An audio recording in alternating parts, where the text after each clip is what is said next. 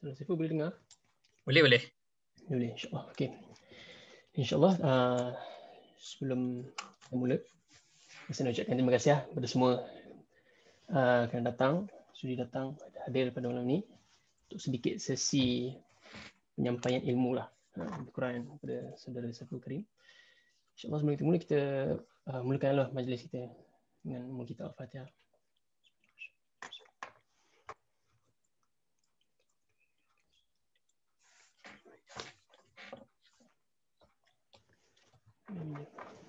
Okay, jadi insyaAllah kita pun dah lambat sikit 10 minit. Jadi ada masalah teknikal sikit sekejap. Minta maaf semua. InsyaAllah tanpa melihaikan masa lah, saya silakan saudara Saiful Karim untuk memperkenalkan diri dia dan juga mulakanlah sesi kita pada malam ni. Dan sekiranya siapa ada soalan, boleh nak unmute dan tanya pun boleh, nak tulis di dalam chat pun boleh. Kita relax je malam ni. Jadi insyaAllah teruskan ya, saudara Saiful. Okey, baik. Bismillahirrahmanirrahim. Assalamualaikum warahmatullahi taala wabarakatuh. Okay, harap semua sihat.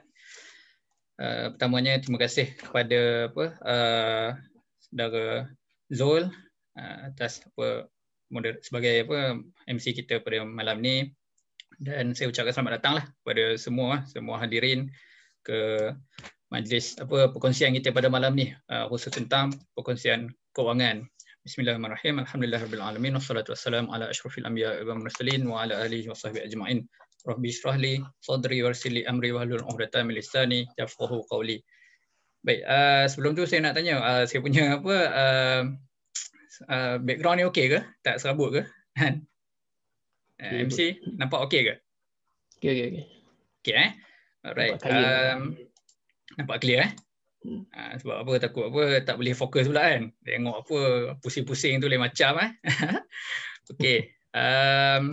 So sekali lagi saya ucapkan selamat datang kepada semua pendengar, rakan-rakan ataupun kenalan dan juga sini-sini lah yang mana sempat berada pada majlis pada malam ni. Seperti yang semua maklum lah. So pada malam ni kita akan berbual bicara santai berkenaan dengan topik keuangan, topik yang menjadi bualan hangat lah sepatutnya, terutama di musim-musim pandemik ni maksudnya dalam keadaan kita semua ada yang ada kelebihan, ada yang ada kekurangan. Jadi walau bagaimanapun keadaan kita, kita tetap kena uruskan terbaik dengan cara yang baiklah keuangan kita ni, insya-Allah. Semua ada nampak saya share screen tak? Tak perasan tak ada lagi sebab saya tak share lagi kot. Okey. So terlebih dahululah insya-Allah saya akan share screen dulu untuk ni.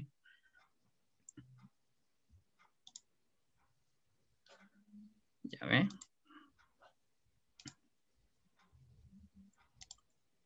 Okey, dia akan jadi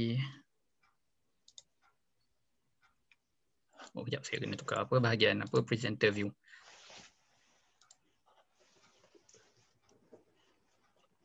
Dia keluar dekat atas taskbar tu lah. Ni yang terbalik kan? Tekan display settings kat atas. Nak tekan tu pula dia ni Boleh drag sebenarnya taskbar tu. Okey, kejap. Saya buka dah kat sini dah Share balik. Okey, saya pergi yang sini. Okey, nampak? Sekarang nampak yang ni kan? Okey, alright, tak apa. Maksudnya saya buat saya ada satu skrin lagi. Okey, tanpa buang masa lah, kita mulakan perjalanan program kita malam ni, insya-Allah. Yang mana dapat tonton dalam sama-sama saya dalam Zoom ni. Saya galakkanlah untuk kita buat perbincangan secara interaktif. Untuk maklumat semua dalam ni sebenarnya ramai sini-sini yang saya kenal lah. Maksudnya ada kenalan yang baru sampai weekend juga senior saya dalam bidang urusan keuangan. Kalau sebut takut kata kantoi pula dan seterusnya. Ada juga pakar-pakar keuangan Islam yang ada dalam dalam majlis ni bersama-sama dengan kita. Jadi apa-apa kekurangan yang mungkin nak kongsikan sama-sama, saya galakkan lah, sama ada di ruangan chat ataupun waktu kita Q&A nanti. Okey. Jadi untuk slot ni kita insya-Allah akan berlangsung selama lebih kurang 1 jam lah, termasuk Q&A. Dan untuk makluman, slot pengurusan kewangan ini yang merupakan siri yang kedua lah. Dan siri yang pertama kita dah buat pada lebih kurang beberapa bulan yang lepas, kan, kalau tak salah bulan 11 atau 12 itu kan. Ini siri yang kedua. Jadi saya tak ulang banyak lah apa yang dah diceritakan pada siri yang pertama, tapi dia adalah tambah baik daripada siri yang lepas. Jadi siapa yang dah sertai siri yang lepas, jangan risau, saya pun tak ulang yang banyak. Cuma kita nak tambah baik kemahiran pengurusan kewangan kita, terutama pengurusan kewangan secara individu lah. So insyaAllah kita mulakan.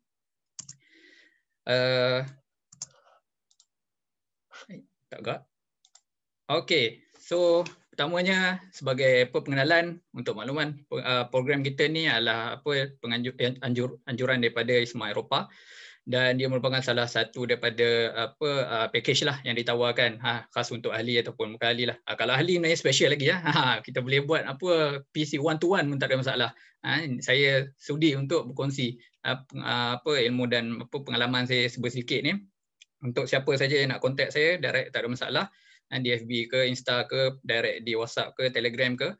Tapi untuk umum pun kita buat juga. Jadi untuk makluman ISMA Eropah ni kita nak memberi sumbangan lah kepada masyarakat. Jadi pelbagai bidang.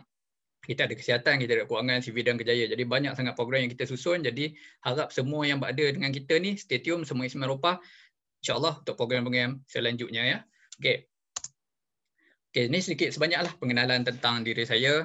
Alhamdulillah saya berada dalam satu laluan yang ni jugalah kena dengan topik pada hari inilah. bukan orang kata main lompat-lompat cerita je kan, ataupun dah terjun lah. Jadi pengenalan sedikit, saya lulusan daripada diploma Islamic Banking and Finance, pengurusan kewangan dan Islam, profesion Islamic Banking and Finance, perbankan dan kewangan Islam, dan kemudian sambung pengajian dalam bidang ijazah juga dalam bidang kewangan, pengurusan dan kewangan, kemudian sambung pengajian master degree lah, dan kemudian dalam bidang profesional juga alhamdulillah berkecimpung sedikit lah dalam bidang kewangan ni. Saya belajar jugalah urus pelaburan saya sendiri sejak zaman diploma lah, kan, bila dah start dapat allowance dulu, jadi mula terlibat dalam pelaburan yang kecil lah. Dan seterusnya saya sambung lagi bila dah ada duit lebih, buat sendiri lanjutan pengajian dalam bidang profesional, bayar sendirilah. Sebab susah nak dapat sponsor, jadi kita bayar sendiri, tak apa, kita ada passion. So bayar untuk sambung pengajian yang terbaru ni dalam bidang Syariah Registered Financial Planner lah. So ini adalah antara professional license yang diiktiraf oleh Security Malaysia, di bawah kendalian Malaysian Financial Planning Council, MFPC. So kalau yang tak biasalah, so boleh tahu ini adalah satu bidang yang diiktiraf lah oleh Security Commission Malaysia dan Bank Negara Malaysia. So dalam proses lagi untuk dapatkan lesen tu insya-Allah. Dan seterusnya saya juga melalui beberapa professional study lah ataupun skill yang mana belajar tentang saham, belajar tentang ada lesen tentang takaful. Kemudian terlibat juga dalam secara tak langsung bersama dengan pihak Izasware yang membantu saya untuk pengajian Syariah Registered Financial Planner dan juga smart saham yang saya ikutilah. Maksudnya pengajian yang saya ikuti saya buat secara intensif lah. Dia bukan maksudnya saya join asas saja, saya memang masuk untuk bersungguh-sungguh belajar sebolehnya, fokus dan menyeluruh. Dan juga pada masa yang sama insya-Allah nak lanjutkan lagi lah bidang profesional dalam sudut pengurusan harta pula, pengurusan harta Islam. Jadi insya-Allah banyak lagi yang saya akan kongsikan pada masa depan. Cuma apabila kita nak bercerita pada malam ni, kita bermula pada asas. Asas ni pun banyak sebenarnya, dan apa yang saya cerita yang lepas itu hanya sebahagian kecil saja. Hari ini kita cuba elaborate lagi, dan harapnya semua tak bosan, kita akan buat beberapa case study lah dalam perbincangan kita malam ni ya. Okey. So, ini isteri saya tadi dia tolong buat. Saya buat slide dia sebenarnya tadi kosong, background hitam putih je. Dia kata nanti orang tidur kan. Kita nak sembang kewangan ni, kalau duit tak banyak pun semangat kena ada kan. So kita kena semangatlah sikit kan. So ada satu quote ni, ini pun saya ambil je sebenarnya secara tak langsung. Saya dapat daripada, saya tak ingat kat mana, tapi katanya nampak menarik. Dia kata semua step ni namanya kisah Neil Armstrong yang singgah bulan. Betul tak? Salah orang pula kan. Betul kan? So dia kata on the moon. First man on the moon, small step for man, one giant leap for mankind. Okay, dalam pengurusan keuangan ni kita ambil lah relate sikit. Nak cerita, andaikan setiap seorang pada kita ni, bila kita berjaya urus keuangan kita dengan baik, itu adalah satu kejayaan yang kecil untuk kita lah. Tapi andainya sebuah masyarakat tu, dia berjaya menguruskan keuangan yang baik, dia akan menjadi satu kejayaan yang besar lah untuk sebuah masyarakat tu dan negara tu. Jadi setiap kepada kita ni, kita kan nak menuju wawasan 2020 dah habis. Wawasan berapa pula? 2030, 2050 kan. Kita nak mencapai satu masyarakat yang memindah kelas pertama. Minda kelas pertama ni antaranya kita nak orang yang jadi daripada masyarakat yang celik urus wang, harta dia kan. Tak kisahlah berapa banyak sekalipun kan, supaya dia tidak hidup dalam berterusan dia meminta-minta orang lain kan. Duit banyak pun rasa tak cukup lagi dan dia akan buat satu perkara yang tak berfaedah lah dengan duit dia kan. Kerajaan bagi air sinar lah, kerajaan bagi bantuan macam-macam lagi kan. Orang bujang dapat, keluarga dapat. Jadi bagi duit tu banyak mana sekalipun, tapi kalau tak ada kemahiran urusan yang baik, duit akan hilang secepat mungkin. Dia bukan kita doa hilang secepat mungkin, kita kata dia akan hilang begitu saja kan. Saya teringat ada kisah dulu, yang agak famous lah, yang mana pada satu tempat tu, kisah ni saya rasa 1990-an ataupun tahun 2000. Pada ketika tu yang mana kerajaan tengah hendak meluaskan kawasan bandar kan, jadi dibelinya beberapa tanah milik satu kawasan tu. Kita ingat kes Felda ke kes apa, dan cerita ni agak famous lah. Di mana orang-orang di kawasan tu sebabkan tanah tu sangat bernilai, akhir kerajaan bayar pampasan kalau tak salah 1 juta setiap keluarga ataupun individu tu. Maka hebahlah ketika tu, zaman tu ceritanya tentang jutawan segera kan. So bila timbul yang macam tu, yang tak bestnya, dia bukan saja seronok dia jadi jutawan. Kisahnya adalah duit tu tidak kekal lama kan. Dapat je duit, separuhnya terus belanja rumah lah, separuhnya terus belanja ada yang kena scam lah macam. Bila kita banyak duit, orang cari kita kan. Yang cari ni pula bukan semua yang legit, betul tak? So kita akan menjadi tumpuan orang. Kalau kita tak celik kan, daripada nak melabur jadi melebur pula kan. Dah tercedok kat situ. Sorry saya guna perkataan yang kadang bercampur sikit. Tercedok tu maksudnya tersilap langkah lah. Maksudnya duit tu daripada ingat nak dapat pulangan 20%, lala kali hilang begitu saja, apa pun tak dapat, betul tak? Jadi kita kena mulakan daripada asas dulu supaya biarpun rugi, tapi kita ada juga backup lah hidup kita ni. Okey, so kalau dalam Islam ni, Islam kata dalam Quran Allah cerita Allah tak akan mengubah satu kaum melainkan kaum itu yang mengubah nasib mereka sendiri kan. Jadi ini adalah satu usaha kita lah, usaha saya dan orang-orang dalam bidang pengurusan keuangan ni lah, untuk kita nak sama bangunkan masyarakat yang celik keuangan. Okey. Okey, insya-Allah. So kita teruskan. Baik, sedikit outline ataupun background lah apa yang saya akan cerita pada hari ini. Mungkin ada yang pernah dengar ataupun ada yang tak pernah, ataupun ada yang dah pernah dengar tapi tak berapa faham lah kan. Tentang finance ni dia memanglah macam bidang kesihatan juga. Kadang benda tu dia tak susah, dia cuma tinggal nak kena diterjemahkan dalam bahasa yang mudah. So supaya semua kita bukan setakat kita tahu term tu, tapi kita faham di sebalik term tu apa kan. Kita bukan nak sembang-sembang jagoan saja hari ni lah. Kalau tak faham cakap tak faham, tak apa. Kita take time untuk bincangkan. Nanya ada 2 bahagian besar saja saya akan kongsikan pada hari ini insya-Allah. Yang pertama tentang kita nak tahu kan, kita nak nak mulakan pengurusan keuangan ni, asas dia daripada mana kan. Contoh saya pernah bagi analogi dalam siri yang lepas kan. Kita kata kita ni contohlah kita dalam perjalanan nak menuju daripada Perlis ke Johor kan. Tahu-tahu kita dalam satu grup lah, satu konvoi. Tapi nak jadi cerita, ada di kalangan kita ni dah berada di Kuala Lumpur. Ada yang baru berada masih kat Perlis lagi. Ada yang dah sampai dah naik dah Pulau Pinang dah pun. So maksudnya masing-masing percayalah, kita ni nampak je muka kadang-kadang sama, rambut hitam tapi duit tak sama. Dapat allowance mara 880 tapi tak semua orang mempunyai komitmen yang sama. Ada orang tak ada keinginan yang sama.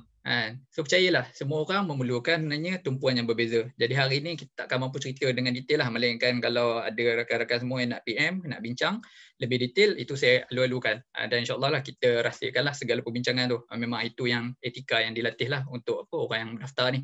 Okay. So pertama kita akan cerita tentang part wealth quadrant ataupun cash flow.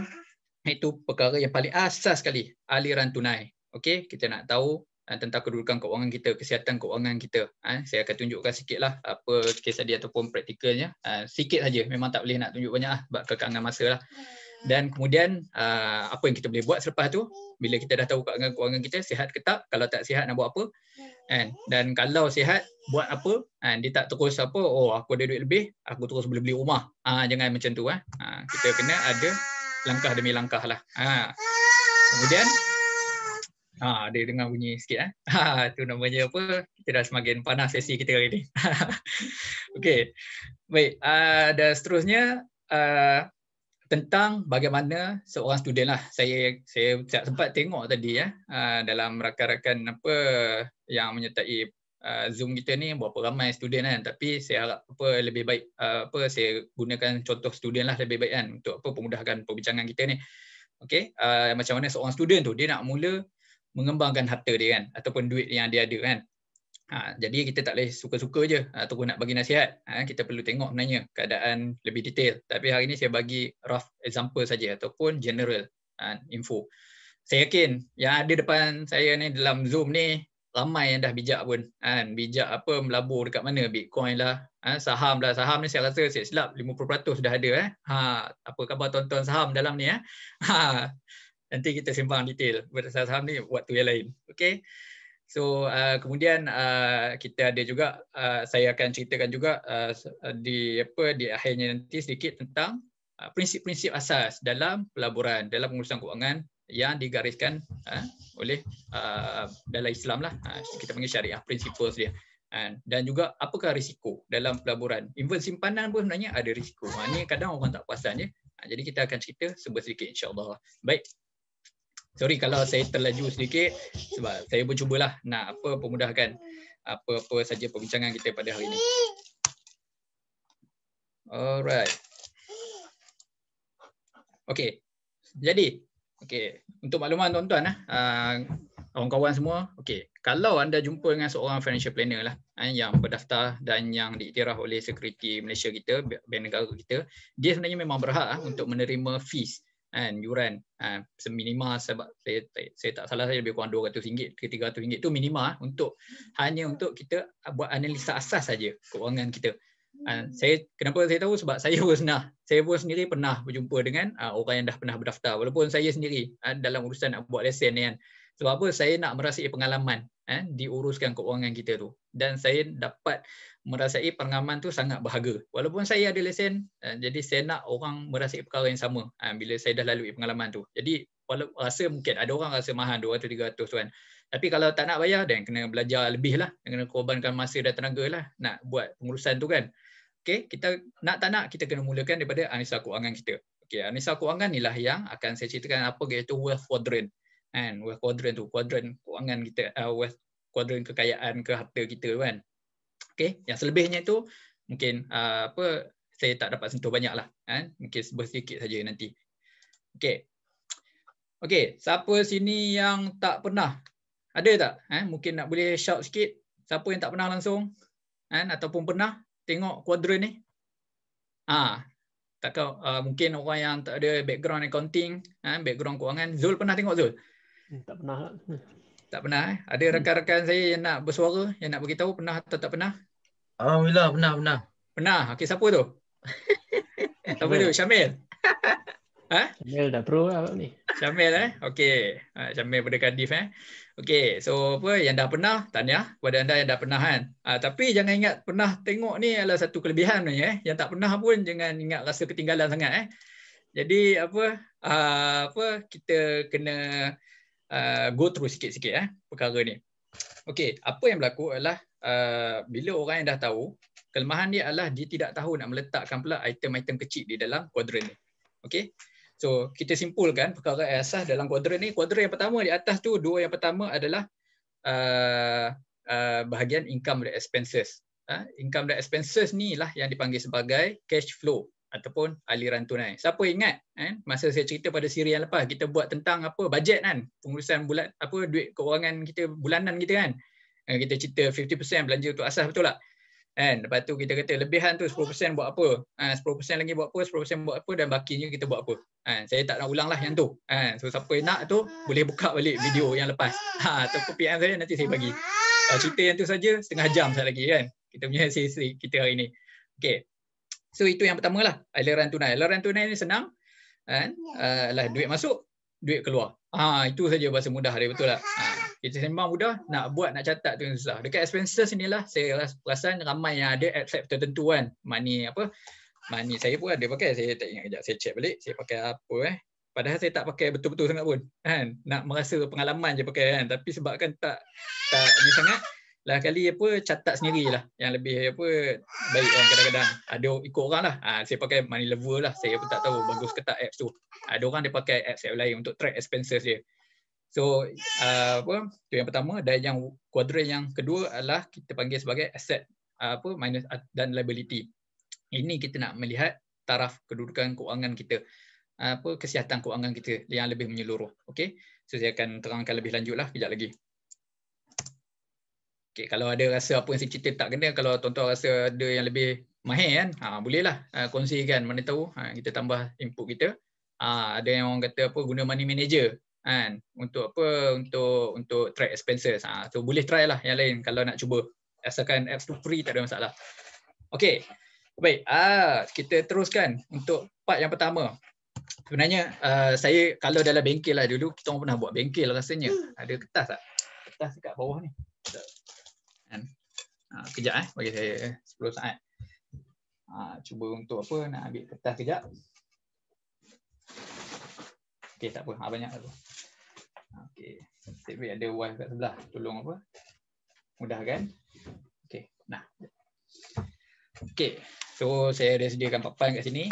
Benda ni kalau nak buat dia memang ambil masa. Saya pernah interview klien itu untuk saya punya project paper, dan benda itu memang dalam reality kalau tuan-tuan nak buat dia sebagai seorang financial planner, charge dia adalah sekitar lebih kurang kalau tak salah 1,000 jugalah kan. Ikut keadaan lah, ada yang 2,000, 3,000, boleh cecah 5,000. Okey. Alamak, pen pun tak ada tak ada ink. Oh, ni ada. Okey. This untuk mudah dia. Okey, nampak? Azul nampak skrin tu? Nampak ni kat depan ni. Tak nampak lah background tu dia ni. Oh, sorry. Kalau dia boleh ni switch ke muka.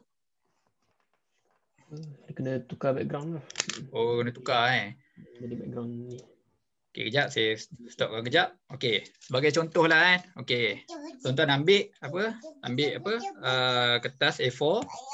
Kejap saya tulis kat sini. Baik. Okey, expenses, asset, liability. Okey. Buat macam ni je. Oh, tak nampak? Alamak. Tak nampak Tag tu sebagai background. Oh, ya ke? Okey, sorry lah, tak apalah, tak nampak. Kita abaikan, kita buat sesi lain. Okey, ambil satu kertas A4, point dia saya nak cakap hari ni. Ambil satu kertas A4, buat bagi 4 je. Bagi 4 dan kita dah mulakan kiraan asas aliran keuangan kita. So simple, very simple as that. Okey, macam tu saja. Okey. So saya masuk balik. Saya punya share screen. Okey, nampak Bukan presenter screen kan? Tak. Okey, so secara asasnya kita ambil kat sini untuk pendapatan. Okey. So biasa orang dengar pendapatan ni orang ingat benda yang jelas ataupun tetap saja So, untuk makluman sebenarnya pendapatan ni anything yang masuk ke dalam poket kita kan, menjadi milik kita yang secara lebih mudahnya duit lah kan, duit kerja kita kan, duit pendapatan sampingan ataupun pendapatan tetap bulanan, allowance student kan, lepas tu dividen kalau melabur kan, kalau melabur ASB dapat dividen tahunan. Okey, jadi bila buat aliran tunai tahunan, okey, maksudnya kita kena ada tahunan kat situ. Okey, kalau jumpa financial planner dia akan tunjuk okey ada dua, satu tahunan, satu bulanan. Okey, dua-dua kena kira Okey. Dan seterusnya sewa rumah. Ni kalau orang yang ada contohlah kalau orang ada orang yang dah bekerja ke dah ada buat pelaburan rumah kan. So ada pendapatan sewa rumah, itu pun termasuk. Jadi macam-macam lah sebenarnya sumber ni Ini bila kita buat saya buat buat project paper itu pun memang banyaklah tricky kat sini. Kadang benda tu kita sebenarnya ada duit tu tapi kita tak perasan ataupun kita tak masukkan. Jadi dia adalah satu kesilapan lah dalam perusahaan, kesilapan yang asas pertama. Okey, dan yang kedua, bila kita cerita tentang tolak expenses ni, expenses yang dimasukkan adalah yang paling asas sekali adalah perkara yang tetap yang menjadi keperluan kita kan untuk hidup kita harian, bulanan. Contohnya sewa rumah kan. Sewa rumah ataupun kalau tak sewa, rumah tu kita punya. Tak apalah, kira gantilah dengan bayaran ansuran kan rumah. Melainkan kalau rumah tu kita beli lah tak dah beli full payment kan. Mana tahu kan ada rezeki. So tak ada. Tapi seterusnya ada lagi tetap makan minum kan. Mana ada orang tak makan minum, betul tak? Jangan deny benda tu buat kita punya bajet. Benda ni saya perasan kalau yang dalam track expenses tu kadang-kadang dia tak menyeluruhan, mungkin dia tak perasan keperluan dia kan. Jadi dia hanya masukkan item-item yang kecil saja. Item-item besar dia tinggalkan. So inilah yang sepatutnya kita masukkan dalam perkara asas kita kan, yang mana orang terlepas pandang. Kemudian utilities kan, kalau di UK di mana sekalipun benda yang lebih kurang sama, telefon kan, bil elektrik kan, bil-bil lain, student kan dah start bayar kan. Jadi dah boleh merasailah pengalaman bayar tu kan. Melainkan kalau duduk hall bayar bayar straight kan, semua sekali kan, all in one. Kita tak merasalah cost utility tu. So nanti kan bila dah tinggalkan alam student, tahu-tahu lah kena bayar ke utility ni. Ya, kena bayar. Dia tak free ya. So seterusnya sedekah. Kita ada perbelanjaan sedekah bulanan kita kena buat. Jangan takut. Yang ni pun sebenarnya termasuklah asas. Saya masukkan ni contohlah maksudnya kita bagi duit mak ayah, kita sedekah masjid ke NGO ke, dan kita bagi duit apa-apa sekali dalam bentuk infak lah kan. Dan yang satu lagi ini adalah satu trik yang mana yang orang tak perasan, lebih-lebih bagi orang yang dah bekerja kan. Kalau student pun nak ambil tak ada masalah. Itu adalah takaful. Takaful ni sebenarnya termasuk dalam perkara asas. Dia juga adalah sebahagian daripada sedekah sebenarnya. Ini kalau kita cerita buat takaful nantilah. Panjang cerita takaful ni. Tapi senang cerita, ia adalah satu sedekah sebenarnya. Sedekah yang mana kalau kita tak dapat balik kat dunia pun, akhirat ada dia punya. Maksudnya kita saling menderma dalam tabung untuk kebaikan masyarakat tu kan. So maksudnya bila kita bantu orang lain, InsyaAllah kalau kita tak dapat pun balik hak tu kat kita, duit tu akan dapat kepada waris kita. Dan kalau ditakdirkan kita sakit apa-apa, InsyaAllah duit tu dapat balik kat kita lah. Tapi kalau kita meninggal, dapat pada waris. So basic lah. So kat situ kita boleh simpulkan takaful ni adalah satu bentuk asas juga yang perlu ada. Dan keperluan-keperluan lain. So keperluan-keperluan lain ni terpulanglah masing-masing. Mungkin ada nak duit belanja hal-hal lain lah, hal-hal tertentu. Tak kisahlah beli buku ke duit lain lah selain makan minum kan. Alright. So secara kesimpulannya, income tolak basic expenses minimum, saya tulis kat sini 10% kan. Sebenarnya kalau ikut rule of thumb dia ataupun yang paling baik adalah sebenarnya 50% ataupun 60% kan. Maksudnya dia punya perbelanjaan penuh, maksudnya baki dia mestilah setidaknya 10 hingga 50% ataupun 40% macam itulah. So tapi paling kurang sekalipun biarlah kita kena ada minimum 10%. Maksudnya contohlah hari ni kita ambil contoh ada pendapatan allowance sahaja, contoh sebagai seorang student so boleh kira sama-sama dengan saya pun kira sebenarnya okey ada 800 contoh. Saya lupa masukkan slide tu. 800. Kemudian tolak sewa rumah. Okey, mungkinlah 200 kan. Okey, lepas tu tolak perbelanjaan utilities. 50 pound. Lepas tu tolak makan minum. Okey, 200 pound. Zul berapa Zul biasa bulanan? Makan minum. Makan minum? Pernah kira sebenarnya. Pernah kira. Ini satu trik lah. Kalau tak cerita ni kita tak tahu betul tak? So sebenarnya kita kena start kira lah. Bajet lah. Kita ambil contoh 100.5. UK ni 100.5 ni sebenarnya average lah So 100.5 contoh. Lepas tu bagi ke mak ayah, bagi pada sedekah lain. Contoh kita ambil 50%, 50. Okey, berapa? Contoh. Kita ambil contoh saja. Okey. Siapa ada jawapan mungkin nak kongsi. Okey, 200 tambah 50 tambah 150 tambah 50 lagi. Duit sewa dah masuk kan. So lepas tu tolak answer okey dapatlah 350. Betul tak? Sama dapat dengan saya tak? Sama. Sama kan? Okay, so kalau kita ambil percentage, berapa? Kan? Percentage adalah 43% perbelanjaan tu. Betul tak? So maksudnya baki tu sebenarnya banyak lah kan. So maksudnya nak cerita hari ni, benda ni boleh dibuat. Kalau saya banyak kes yang saya dengar daripada kawan-kawan yang mana betul-betul buat interview banyak klien, maksudnya ramai kes tadi yang dia buat, jangan kata daripada kes duit negatif sampailah orang yang mampu ada 50% pun ada. Ni kes dekat Malaysia pun tapi dia sangat spesifik lah, tengoklah kes. So janganlah kata orang yang urus kewangan ni nak suruh berjimat sangat kan, sampai duit rumah tak bayar sekali lagi kan.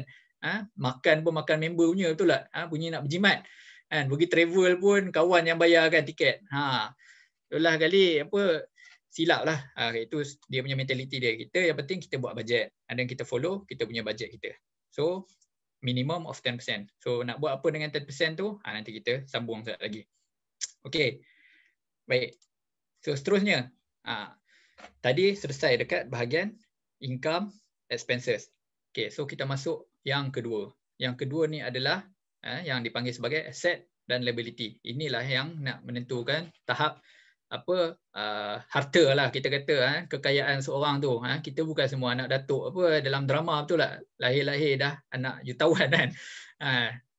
Mungkinlah berapa persen je kan yang wujud dalam dunia ni kan. So yang kita ni rakyat marhain ni, kita kena speak back to reality lah. Bukanlah maksudnya kita ni miskin sangat ataupun kita muflis kan. Sebab tu kita kena tahu, kita kena ukur. Okay. So asset liability ni pun sebenarnya banyak orang salah anggap. Maksudnya orang ingat asset ni rumah sahaja. Asset ni mesti tanah. Asset ni mesti benda yang fizikal, emas sahaja. Ni yang berlaku dalam industri hari ni, yang mana orang banyak petikai kan, adakah unit trust itu adalah aset. Itu adalah sebenarnya aset. Itu adalah dikenali sebagai financial asset. Dia adalah intangible. Maksudnya dia adalah satu sertifikat lah yang diiktiraf sebagai salah satu daripada aset yang boleh dimiliki oleh hari ini. Adalah perbezaan risiko dia.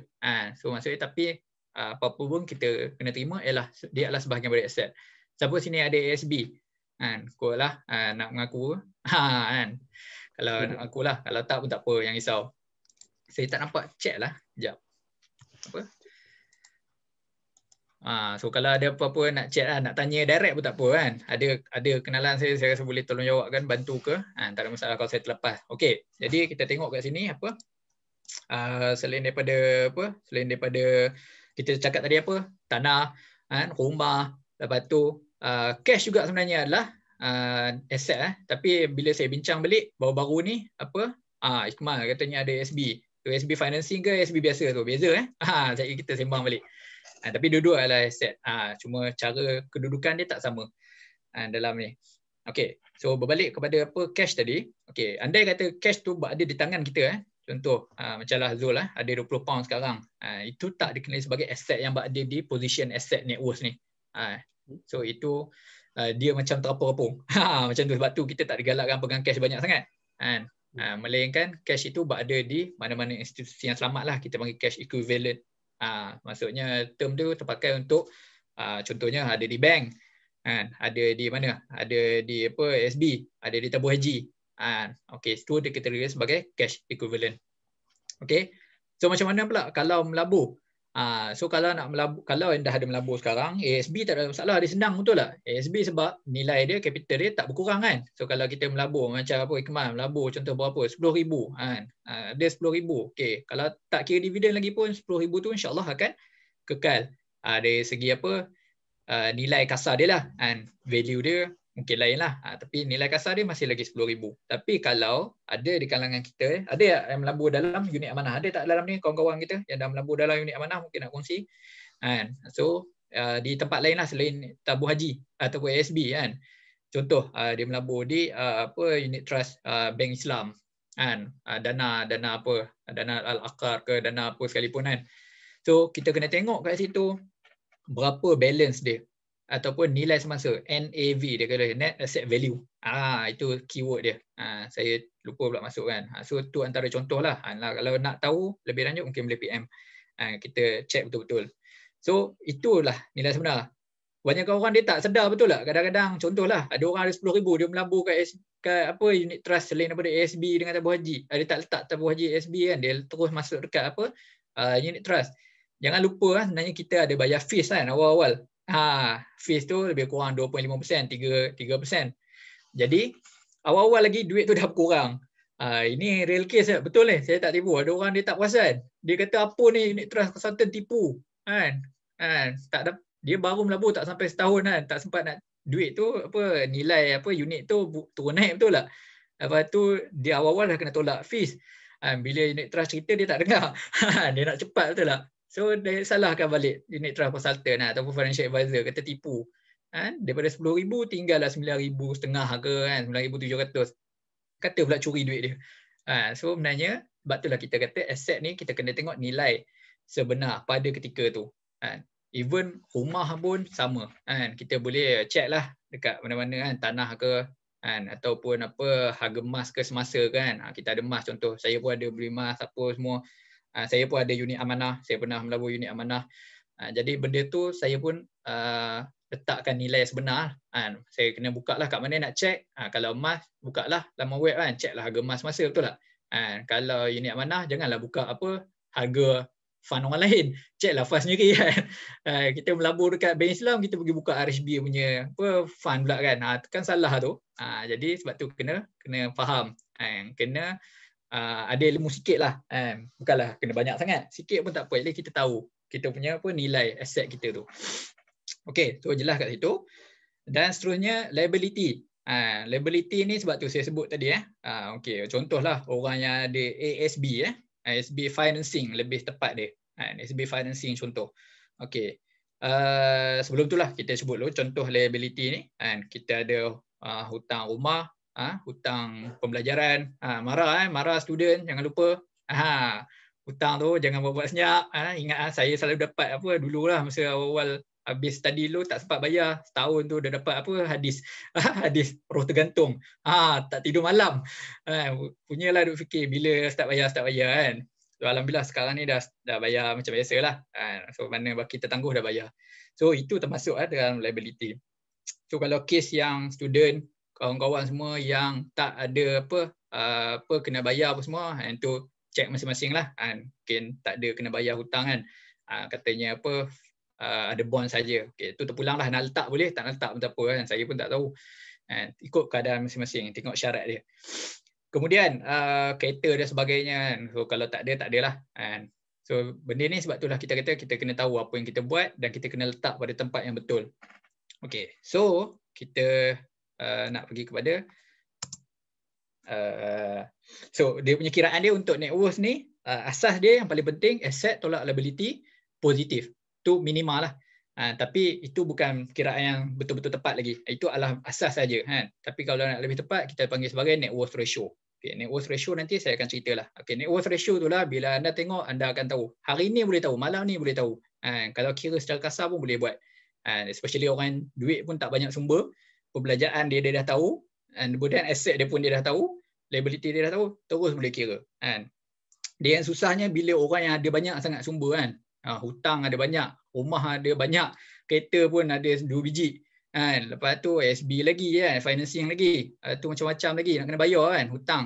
Kemudian aset pun ada banyak, nak kena kira nilai satu-satu. So benda itulah ambil masa kan. Dan kalau student saya rasa confirm malam ni boleh settle. Tak tahulah kalau anda memang dah banyak sangat melabur lah, tu lain cerita. Alright. So saham pun sama. Saham sebenarnya termasuk dekat aset untuk orang yang terlibat dengan saham, beli Bitcoin ke. Betul tak? Okay. Kena kira benda tu termasuk, check balik harga semasa. Alright. So case study, lemak apa ni? Okay. Case study ni, sorry saya baru perasan saya tak tulis detail lah sebenarnya. Okay. So kita ambil contoh belum gini ni. Okay, sebagai contoh lah dekat income ni. Okay, sebagai contoh orang yang sebagai seorang student. Okay, student tadi kita kata yang pertama sekali dia punya income 800 kan. Okay. Kawan-kawan mungkin boleh follow saya punya ni Okay, income 800. Kemudian expenses tadi kita kira berapa?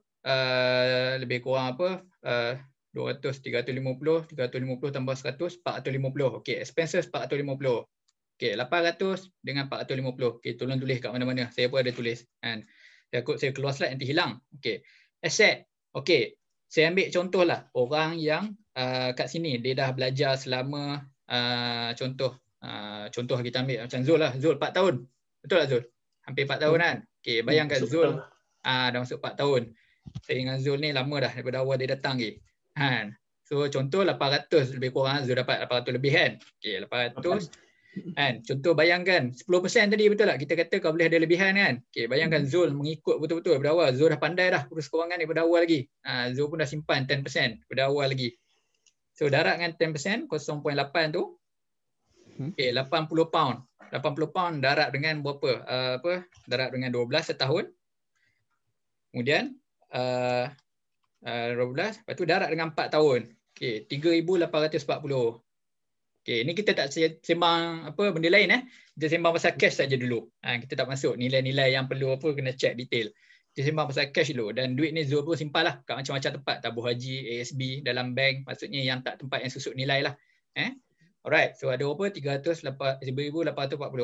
Okey, yang tricky-nya lah Zul, berapa hutang agak Zul? Hutang marah lah dia. Hutang marah. Hutang marah dalam kontrak agak-agak berapa? Hutang marah depends on result. So, kalau first class 10%. 10%. Total 800,000. Tu dia. Bergetar tulang rusuk kan dengar. 800,000 tu bukan sikit 800,000 tak apalah, kita doakan Zul insya-Allah first class. Okey. Berapa Zul tadi kita? 10% kan? Kalau 10% 80,000 lah lebih kurang. Okey. Saudara, saya 80,000. Kita sebab kita kira dalam pound tadi kan. Kita punya kiraan kan. Ni ringgit. So tu ringgit lah 80,000. So bagi dengan 5.6 lah sekarang contoh kan. So sebenarnya dalam pound dia akan jadi 14,285. Okey, semua follow saya tak? Lebih kurang 14,285. Ke nak saya tulis? Tolong saya sikit. Cik. Ada orang nak saya tulis ke kat screen? Kalau boleh conteng kat screen boleh apa sebut? Boleh. Alhamdulillah ada juga yang komen. Ingat Hazim, thank you Hazim. Ingat cakap seorang-seorang tadi. Dengar. Dengar Alright, kejap. Okey, sekarang semua nampak ke dia keluar nilai dah? Boleh conteng Boleh conteng. Bukan, kejap. Sekarang nampak skrin yang mana Bukan skrin tadi Pribadi. Dah tukar skrin Nampak desktop. Nampak desktop. Okey, kejap. Tukar skrin. Tukar skrin. Okey, kejap. Saya ambil skrin yang nombor 1 balik. Okey, thank you for responding Hazim dan yang lain-lain. Okey, tak apa. Kita conteng je kat sini terus Okey, saya ambil balik. Saya tambah jadi. Okey, kejap je. Kita buat very quick Okey, kejap Right. So kat sini.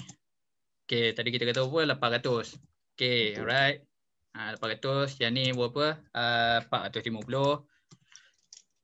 450. Yang ni kita kata tadi cash saja Okey. Bear with me. Saya kata tadi hanya duit cash sahaja yang disimpan di dalam bank. Bank apa tak kisah.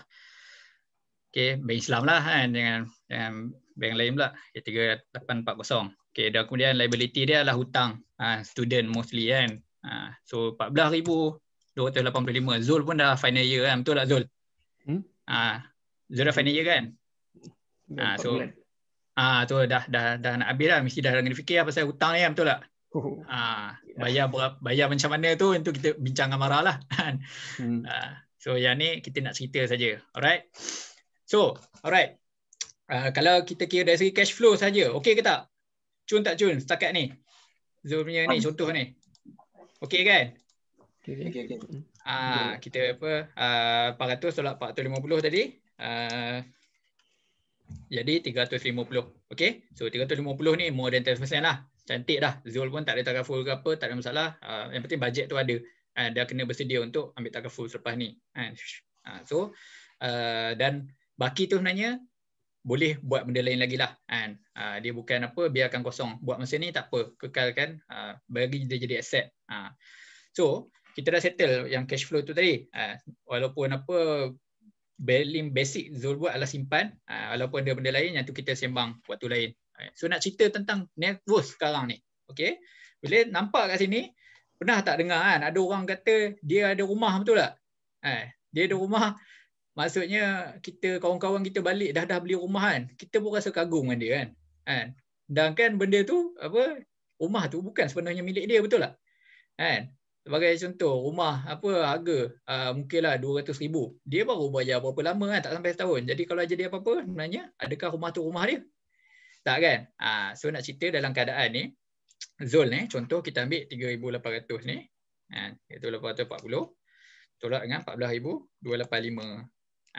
Okey, 10 negatif 10,445. Masya-Allah Zul.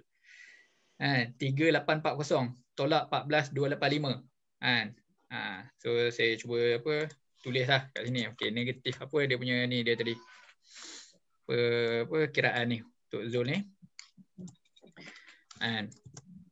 Sorry. Dia punya ni.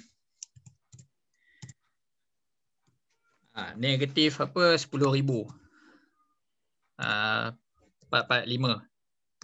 Dia punya net worth dia. Ni adalah kiraan ni je pun kasar Zul jangan risau lagi Zul. Zul tak muflis lagi Zul, jangan rasa bersalah Zul So malam ni kita santai-santai kita tak kita bukan nak judge secara detail yang tu kita sembang belakang. Alright. Aset tu dapat macam mana tadi? Aset mana? Kiraan 3,800 tu dapat macam mana? 3,840 tu adalah simpanan Zul. Simpanan je. Simpanan saja, dia tak buat apa-apa lagi. Sorry lah. Nak conteng macam lari pula kan. Sekejap saya ambil insert kat sini. Cikkan font boleh. Cikkan font kan? Okay. Thank you Zul bagi idea.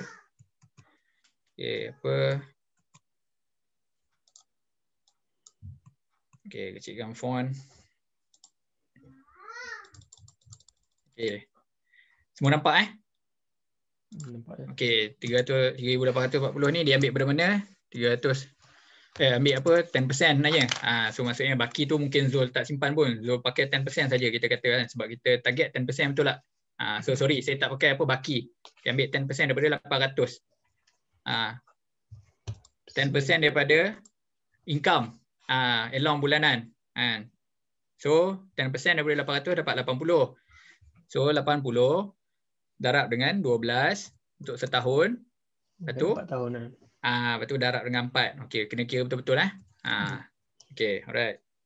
12. So sebenarnya memang menarik buat kira-kira ni. Benda ni memang very fact punya ni very factual. Dia bukan sembang kosong. Okey, darab dengan 4.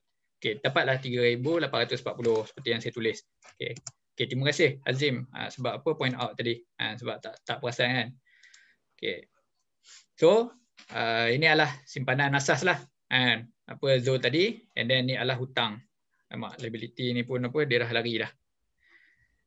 Harapnya dia tak okey, kecilkan font. Okey. Okey, betul tak? Okey, nampak Okey, sekarang ni semua jelas Alright. Okey, so kalau ikut kiraan kasar lah macam ni. Tapi cuba bayangkan, okey, ni kita bayangkan pula. Kalaulah di kalangan kita ni bukan kalau, memang ada sebahagian kita ni dapat allowance yang sama, perbelanjaan sama, jumlah aset yang sama, tapi disebabkan dia dihapuskan hutang dia. Ini adalah satu berita yang tak semua orang dapat lah. Contohlah tajaan daripada TNB ke, daripada Petronas ke, daripada mana, dia tak ada hutang tapi dia ada bond daripada TM ke. Ni sikit ni. Jadi contohlah kalau tu lagi banyak, betul tak? Bukan sikit. Bukan banyak, bukan sikit ribu-ribu 1,000 lebih tu. So kita clearkan kat sini. Lah kali dia akan jadi net worth dia nilai yang samalah 3,840. Okey? So kena follow apa yang saya cakap sekarang ni. Maksudnya ini bayangkan liability dah tak ada. So kita ibarat keluarkan liability, dia tak ada liability, dia ada net worth saja. Okey. Okey, boleh follow Liability, total liability atau liability untuk 1 tahun. Alright. Okay, liability ni biasanya asset liability memang kita ambil untuk tahunan kita kira tahunan. Okay, biasanya kita buat untuk tahunan. Okay, terima kasih kepada Rizal bertanya tu Alright. So sebab dia termasuk balance sheet. Balance sheet ni biasanya tahunan. Kita jangan buat bulanan. Income expenses pun sebenarnya kita buat tahunan, tapi dia boleh juga buat bulanan, dia kecil kan. So sebab tu ini saya kira setahun tadi yang aset ni nampak saya kira 12 tahun dan darab 4 tahun kan. So contohlah. So maksudnya nilai semasa. Ni kan nilai semasa saya kata tadi ialah nilai terkumpul semasa. Dia kumpul dah 4 tahun dah ni. Maksudnya Zul bukan kumpul hari ni je, dia dah kumpul dah hampir 4 tahun dah. So inilah yang sekarang ni. Jadi net worth 3,840. Okay, clear sekarang ni. Right. Benda ni sebenarnya memang very lebih detail lagi kiraan ni kasar je. Saya buat benda ni hampir 2 minggu nak clear dengan klien itu. Dia pun sendiri confused mana satu income dia. Ni bukan main-main Ini adalah satu benda yang real. Dan banyak orang dia tak perasan. Jadi kalau hutang mara kita bagi untuk tempoh tertentu. Saya tak kata bahagilah sebenarnya. Saya rasa benda tu sebab kita kata nilai semasa. Sebenarnya kalau selagi kita tak bayar, kita kena declare lah benda tu. Mara tuntut tak tuntut tu nombor 2, betul tak? Alright. Sebab mara kan dia bagi tempoh kan. Bayar bila kan. Tapi kita tahu duit tu memang kita kena bayar. Memang tanggungjawab kita kena bayar. Dia tak sama macam bond. Bond asasannya ke tak? Itulah. Tak perlu. Tak perlu buat setahun. Tak buat setahun. Maksudnya kita letakkan total terus. Dia nilai semasa. Dia bukan nilai tahunan. Okey? Dan sebab ni, sebab aset tu kita kira untuk 4 tahunan. Ya. So bukan liability tu kita kira untuk 4 tahun juga ke apa? Liability utamara adalah apa? Utamara sebab utamara kita bayar bukan like terus sekaligus kan, bayar untuk tempoh jangka masa yang panjang. Tak. Kita tak buat macam tu. Kita akan letak baki je. Contoh kalau kita dah bayar, bermula tahun ni kita bayar, contohlah daripada 10,000 contoh kan, daripada 10,000 contoh hutang tu kan. Okey, tahun depan kalau kita dah start bayar tahun ni, 12 bulan kalau kita bayar 100 ataupun kita bayar 1,000 lah setahun tu kan. Okey, tahun depan nilai dia akan berkurang betul tak? Daripada 10,000 jadi 9,000 kan. Jadi ambil total lah. So kita kena ambil nilai semasa. Nilai kumulatif dia. Nilai semasa baki dia. Kalau rujuk balik slide kat sini Okey, ni saya buka balik slide ni. Nampak tak saya letak baki hutang. Maksudnya dia yang semasa lah kalau masih tak bayar apa-apa. Dan benda tu memang kita kena bayar. Melainkan kita meninggal. PTPTN kata dihalalkan betul tak? Marah dihalalkan Saya baca saya ingat sebab saya pun takut tak sempat habis bayar kan. Dia kata halal insya-Allah. Okey. So dalam ni pun kita kena letak. Okey. Harap faham nampak tak? So Azim minta meninggal awal ke betul Azim? Azim marah kan? So niat kena bayar. Ini saya pun dah tanya beberapa pandangan lah. Maksudnya selagi benda tu kita mampu, kita kena uruskan untuk bayar dulu So sebab dia adalah komitmen yang kita dah setuju. So kalau kita tak usaha, berdosa. Tu saya terpaksa aku lah. Kita sembang sikit pasal benda-benda rohani. Okey. Saya rasa ni paling basic lah saya boleh cerita.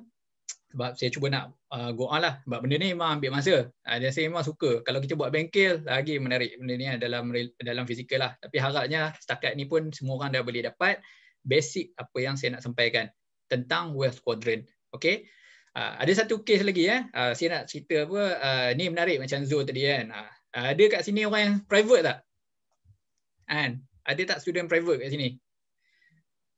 So selain daripada orang yang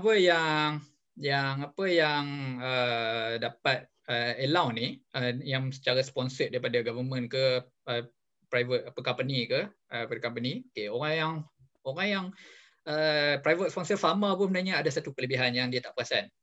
Yang mana kalau dia bijak lah, bukan kalau bijak, sorry saya tak refer pada siapa-siapa lah. Kalau anda mampu uruskan dengan baik, contohlah anda dapat allowance yang sama, mak ayah ada mampu kan bagi 800, anda pun buat simpanan yang sama macam Zul ni So kita kan dengan mak ayah ni dia tak termasuk sebenarnya dalam ni. Melainkan kita ada agreement dengan mak ayah kita kan. Kita kata di hujung pengajian nanti Zul sebab mak dah bagi ni bayarlah balik akaun sekian-sekian. Yang tu lain. Tapi kalau tak kata so maksud kita di pihak yang advantage lah. Kita tak ada hutang. Sebab apa dulu saya ingat sebenarnya ada kes kan. Kita orang dulu masa apa duduk sembang kawan-kawan dulu masa dah final year kat rumah saya kat Cardiff itu. Semua orang pasal sembang dengan apa pasal nak beli rumah kan, nak beli itu, nak beli ni kan, duit dah simpan banyak kan. Tapi akhirnya baru cek-cek ada seorang tu kawan saya tu rupanya dia tak ada apa-apa, dia berkata aku ni dah lah long pharma kan, duit pun tak banyak. Tapi saya macam terdetik oleh hati, kita orang ni dah lah marah, kita ada hutang. So duit banyak sebenarnya kita orang ada hutang sebenarnya. Dia mak ayah dia insya-Allah lah halalkan kan. Maksudnya dia tak ada hutang. So nampak tak? So jangan kita judge dengan berapa banyak yang kita ada. Tapi kena tengok juga dekat liability kita. So kalau anda faham benda ni insya-Allah, hati kita akan tenang. Dan kita akan lebih rasional lah bila nak buat keputusan yang seterusnya nanti. Alright. Okay, so kalau ada apa-apa soalan next, kemudian nanti saya alukan tanya saya, kita boleh bincang lebih detail lah tentang apa saja dari segi income ke, expenses, asset dan juga net worth ni. Alright. Case SB financing. Okay, sebelum saya terlupa. SB financing ni menarik sebab saya tahu ramai yang terlibat dengan SB financing. Okay, kita buat case SB financing. Okay, kita buat contoh SB financing saja kat sini. Okay, saya keluarkan yang ni. Okay, 5 minit je kita sambung SB financing. Sebab saya tak nak terlepas bab lain. Okay, SB financing. Okay, bayangkan SB financing kita dah melabur selama setahun. Okay, saya katakan tadi lebih kurang setahun. Okay, setahun. Okay, contohlah orang tu dia ambil berapa? Dia ambil berapa tadi? 200,000 contoh. Kawan saya tu ramai ambil 200,000 kan, nak maksimum terus tak? So 200,000 contohlah dia dah buat sama setahun. Okay, lalu dapatlah apa? Kita ingat income tadi, dividen termasuk betul tak? Tahunan kan? So 200,000. 200,000 darab dengan 0.05. Okay, dapatlah 10,000 kan contoh income dia tahunan tu kan. Alright. So adakah selesai kat situ? Tak kan? Dia kena ingat setahun sebelum tu dia pun bayar betul tak? Dia bayar kan? SB financing. Mana dah nama pun financing mestilah kena bayar. So kalau setahun dia ingat balik dia punya bayaran dia. Okey. Dalam setahun itulah kan. Contoh. Okey, kita kata sebab kiraan ni boleh jadi history juga. Ya. Tak keluar. Okey, mana edit text? Okey, so dia dah bayar setahun, kalau tak salah saya lebih kurang 450 pound ataupun so 2,000 lebih lah. Kalau tak salah 2,000 lebih kurang 2,200. Okey, 2,200 sebulan. Memang banyak Okey. So, yang tricky dia adalah kat sini sebenarnya, kan? Tricky dia kat sini, kan?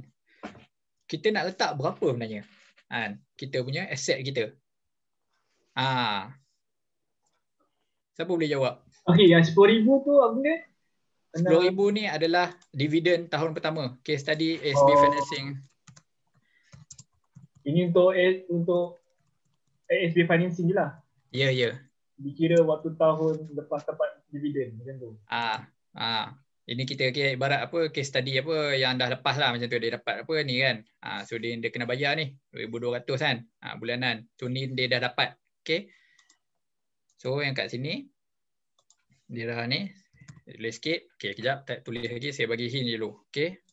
SB financing ni dia berada di semua kuadran ni. Ni ada orang tak perasan kan. Ini memang case saya buat itu interview tu dia tulis dekat satu bahagian je ataupun dua je, yang lain dia tak tulis. So nak cerita orang terlepas pandang dekat sini. Okey, edit text. Okey. So contohlah 200,000 kan. Ini tricky sebab kita ingat financing sebab orang dikira rate biasa kan. Sebenarnya bila kita buat financing, sebenarnya rate dia tak sama.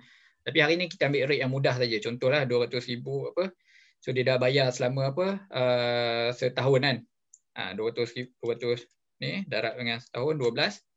Okey, so kita ambil kiraan mudah hari ni Saya tak kira yang betul-betul lah sebenarnya. Kalau masuk rate sebenarnya lain sebenarnya kiraan dia. 200,000 so baki 173,600.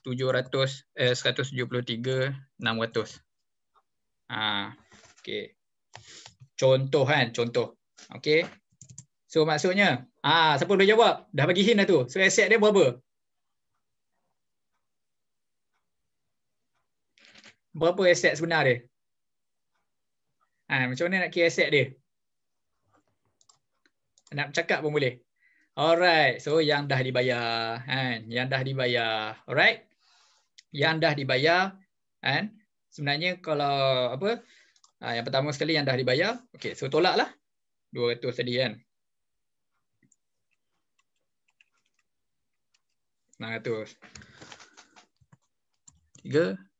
600. Alright. Okey. So kalau lah yang ni dia tak masuk, dia tak pakai apa-apa, dia simpan dia ni, ini pun sebenarnya akan masuk dalam aset dia nanti. Dividen. Okey? Okey, jelas? Kenapa sama nombor? Sorry. 200,000. Sorry. Tolak 173 apa 600. 26,000. Sorry. Terima kasih. Salah tulis. Okey. 26,400. 26,400 ni maksudnya yang dah dibayar ikut tahun-tahun sebelum ni lah. Ya, dalam masa setahun. Contoh. Kita ambil contoh kiraan kasar. Ni tak betul lah. Kiraan ni kalau 2,200 tu every year, setahun. Macam mana? Yang 2,200 ni yang dibayar. Ni dibayar apa? Bulanan. Oh, okey. So kita darab apa setahun kan untuk dapatkan aset dia kan? Okey. So saya nak bagi ni namanya mudah faham nanya. Kiraan dia lebih kompleks sikit lah. So, jadi contoh kalau dia dah dibayar, contoh yang dah dibayar 2-3 tahun, contoh lah 2 tahun. Kalau kurang ni, berarti maksudnya dalam liability yang kurang lah. Liability tu sepatutnya akan kurang lah. Tapi yang tricky dia untuk maklumat semua, siapa saja yang terlibat dengan personal finance, itu sebenarnya financing ialah satu hutang yang membunuh kita senyap. Dia punya rate dia sangatlah kadang kita tak boleh brain sebenarnya, dikiraan dia lain. Kita rasa kita dah bayar banyak kan. Hakikatnya bila kita check balik lah, rupanya baru bayar interest saja. Baru bayar rate financing dia saja, tak bayar lagi cost. Ini adalah isu yang banyak orang tertipu lah. So, tapi kalau nak kira patutnya kalau liability kalau lagi tempat kena kira rate interest juga lah. Ya betul. Maknanya kalau ada check ni, ada website yang boleh check. Nanti kalau ni saya tunjuk balik kalau siapa yang nak lebih lah. Sebab saya memang buat kes ni betul. Dekat klien saya itu pasal ASB financing ni. Dia ingat tolak kita kata tolak mudah je kan. Ambil kiraan bulanan tolak dengan hutang kan. Sebenarnya tak So bermakna kalau macam buat ASB financing dia akan berhutang 200,000 awal-awal sebenarnya. Asal-asalnya memang hutang lah. So bila dia tolak dia bayar, dia akan tolak sikit-sikit. Tapi berapa yang dia tolak tu, kita jangan kira ikut logik. Kita kena check betul-betul dengan bank. Kalau tu dividen tu boleh 1,000 tu 10,000 ni. Sebab tu dividen boleh 10,000 sebab memang 200,000 lah. Ya. Sebab tu orang nak berebut, orang nak ambil yang banyak, betul tak? Dia nak cepat kan? Faham. Tapi dia tak tahu dia bayar tu banyak mana kan? Dan berapa baki hutang dia, betul tak? Betul. So sebab itulah isu dia bila rate tengah rendah nanti kena bayar interest. Isu dia rate sekarang ni kat ASB kan tak tinggi mana kan. Dah lebih kurang sama macam rate pinjaman, betul tak? So tak banyak mana pun. Tu tak kira tolak zakat lagi kan. So nak cerita kita jangan kira ikut logik akal saja. Dia sebenarnya kiraan dia lebih dahsyat daripada itu. Di sebalik tu. Kalau tolak zakat dia akan kira yang rate 200,000 ni macam mana? Macam mana? Kalau zakat Jafi cakap zakat tadi. Tak. Zakat tu yang dekat dividen tu. Okey. Sebab tu kita ingat SB tak bayar zakat lagi kan. Tapi kena tengoklah haul kita. Tu kiraan lain pula. Saya nak cerita ni bila dah terkumpul lah. Alright. Okay. Boleh faham Boleh. Alright. So harap boleh follow. Minta maaf kalau ada siapa yang tak dapat tangkap, tak faham ke apa, kita boleh bincang lanjut lah. Ini saya bagi gambaran lah, nak cerita apa yang kita buat sebenarnya, kita kena tahu kita kedudukan dia kat mana. Maksudnya dia tak semudah-mudah sajalah benda tu kan. Alright, so tak apa, kita go on. Okay, inilah yang menjadikan nak tahu anda ni kesihatan kewangan kita macam mana. Bagus ke tak. So tadi bila kita ambil tadi tu, contoh case Zul tadi kita case Zul, kita kira, kita buat contoh. Okay, Tapi Zul takut Zul kan. Confirm lah negatif kan. Sebab ada hutang kan. Okey. Tapi bayangkan kalau lah kita kita ni orang yang tak berhutang. Kita tak ada hutang. So dapat macam Zul tadi. Okey. Berapa? 80 darab dengan 12. Darab dengan 4 kan. 3,840. Okey. 3,840 dia punya net worth dia. Okey. Ini dipanggil ratio net worth ratio, dan financial ratio ni ada banyak. Salah satu dia yang paling kita nak ukur untuk menentukan tahap kesihatan keseluruhan seorang tu adalah bila kita buat net worth ratio. Inilah nak tahu analisa kita punya orang kata nilai kekayaan orang tu tolak segala hutang dia. Maksudnya berapa lama dia mampu survive kalau dia tak ada apa-apa dah, tiba-tiba pendapatan stop tiba-tiba. Okey, berapa lama dia boleh survive? Okey, dia bahagi dengan dia punya perbelanjaan tadi. Okay, dan kalau kita buat net worth ni, kita tengok expenses ni dalam bentuk bulanan. Berapa bulan dia boleh survive? Okay, contoh macam Zul tadi, kita kata 450 kan. Dia punya ni, hilang dah. Ni dah ASB dah. Saya ingat tadi kita kira 450 betul tak Zul? Betul. Okay, so bahagi 450. Kita kira macam mana Zul punya keadaan Zul. Okay, bahagi 450. Dapat jawapan. Siapa dapat sama dengan saya? Say I. 8.53. Okey, dapat Okey, boleh follow? Okey, wah, Marakib hebat ni. Alright, so dapatlah 8.53. Maksudnya Zul sebagai contoh, andai dia tak hutang amara tadi tu, orang yang sama dapat kewangan lebih kurang macam Zul, boleh survive lebih daripada 6 bulan. Yang mana ataupun secara lebih tepatnya 8 bulan setengah sebelum nak cari kerja baru, sebelum nak dapatkan pendapatan baru. Tu kalau kekal lah perbelanjaan tu banyak tu kan. So nak cerita, sebab itulah kita kena tahu, dan analisa ni dia tak dibuat sekali saja semua hidup. Dia perlu dibuat tahunan kalau boleh. Sebab kita pun tahu keadaan kita ada waktu berbeza-beza, betul tak? Mungkin berubah kerja, gaji bertambah dan macam-macam lagi lah. Alright. So jelas kat sini. Sebab itulah kebanyakan dinasihatkan supaya kita kalau ikut kesihatan yang baik adalah melebihi 6 bulan simpanan. Ataupun kita ada aset yang survive kita melebihi 6 bulan. Pernah dengar tak penasihat selalu orang nak share simpanan kecemasan betul tak? 3 hingga 6 bulan kan. Seeloknya 6 bulan. 3 bulan bukan tak boleh. Tak semua orang boleh survive kan. Tapi maksudnya nak cerita kan. So sebagai seorang student, kesimpulan saya hari ni, kalaulah anda sekarang ni ada lebih daripada tu, tetapkan siap-siap duit simpanan kecemasan anda tu. Contohlah kita kata kat Malaysia sekarang ni kan, kalau balik nanti kan, perbelanjaan bulanan, mungkinlah sebagai orang bujang berapa? 2,000. Contoh sebagai 2,000. So hari ni 2,000 darab 6 lebih kurang 12,000 kan. So kalau lah boleh tolak tepi siap-siap 12,000 untuk 6 bulan pertama, balik nanti untuk survive, tak nak susahkan mak ayah, sementara nak cari kerja, nak berdikari kan. Supaya kita dapat buat preparation yang sebaiknya. Selebihnya tu nak buat apa? Contohlah saya ada 50,000 ni bang. Boleh tak saya nak utilize semua? Boleh. Tapi pertama-tamanya tolak siap-siap. Yang bahagian kecemasan tu minimal 6 bulan. Cantik setahun. Okay. So lebihnya tu kita sembang lanjut nanti ya. Alright. Okay, jelas dapat tengok gambar ni. Ini mahal saya pun ambil ni daripada rakan advisor jugalah. Bukan saya reka Ni kan tanya bang ni buat reka sendiri ke apa ni? Tak, ni berdasarkan kajian Alright.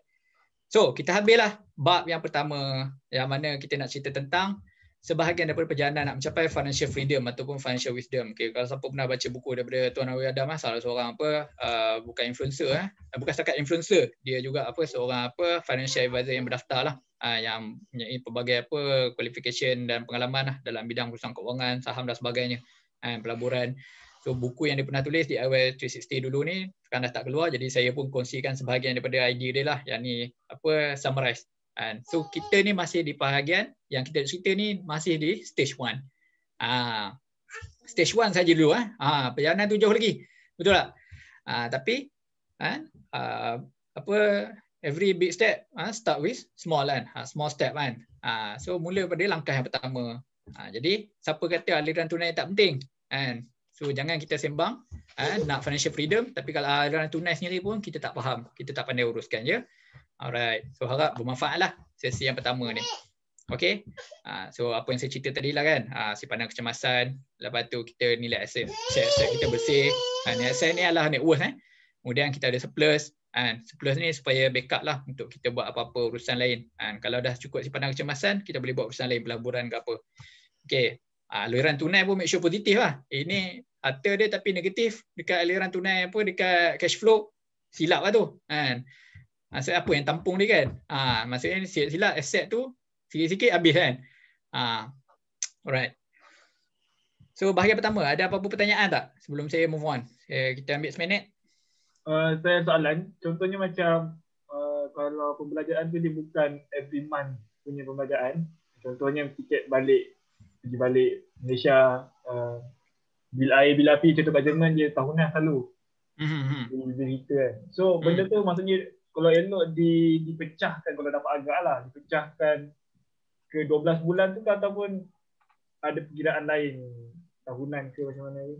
Sekali, soalan tu macam mana? Sorry, saya tak dapat. Maksudnya contoh kalau ada pembelajaran tu dia bukan bulanan. Contohnya tiket kapal terbang bagi Malaysia ataupun bil air, bil api. Jadi pembelajaran tu elok kalau dipecahkan 12 bulan kan untuk kita kira. Okey, saya faham. Okey, terima kasih Hasif. So maksudnya nak buat bulanan ke tahunan lebih baik macam tu? Okey. Kalau ikut pengalaman lah apa yang ceritakan, maknanya memang elok kita buat tahunan sebenarnya sebab kita akan review every tahun, every year kan. So maksudnya supaya di hujung tahun tu kita check balik, kita follow tak kita punya apa perancangan ni dan dia berlaku seperti yang sepatutnya tak. Kalau tak berlaku, kita kena check balik. So betul lah, kalau tak dapat tu, kalau dapat at least lah kita dapat apa buat estimate untuk setahun. Okey. Bulanan memang susah sebab saya buat dulu pun memang apa ada kesilapan. Sebab apa bila kira bulanan dia tak tally dengan tahunan. Okey, ada apa-apa persoalan lain? So utamakan tahunan dulu. Dapat buat tahunan yang utama. Okey? Alright. Baik, terima kasih kerana bertanya. Okey, ada soalan lain? Tak ada Okey, kalau tak ada, izinkan saya teruskan. Okey, in case kalau ada shortage dekat cash flow, okey, mudah saja. Restructure your expenses. Check balik perbelanjaan tu. Kalau ada money level ke apa yang tadi tu kan, F tu kan, okey, track balik.